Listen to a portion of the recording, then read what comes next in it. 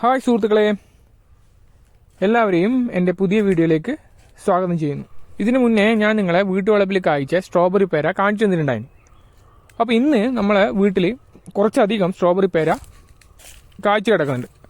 അതിൻ്റെ ഒരു മനോഹാരിത നിങ്ങളെ കാണിക്കാൻ വേണ്ടിയിട്ടാണ് ഞാൻ ഈ വീഡിയോ ചെയ്യുന്നത്. ഇതിൻ്റെ ഏറ്റവും വലിയ പ്രത്യേകത ഇതിൻ്റെ നിറം തന്നെയാണ്. നല്ല ചുവന്ന നിറത്തിൽ ഇത് കായ്ച്ച് നിൽക്കുന്നത് കാണുമ്പം നല്ലൊരു ഭംഗിയാണ്.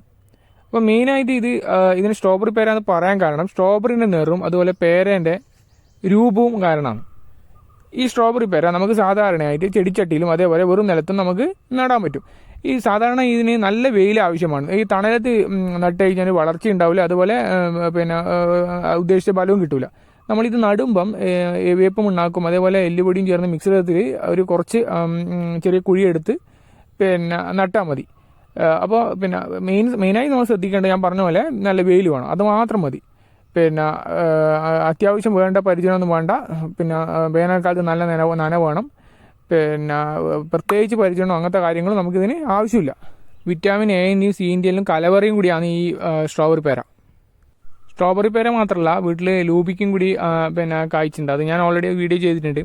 ഈ ലൂബിക്ക് നമുക്ക് അച്ചാറിടാനും അതുപോലെ ഉപ്പിടാനൊക്കെ പറ്റിയ ഒരു ഫലവൃക്ഷമാണ്.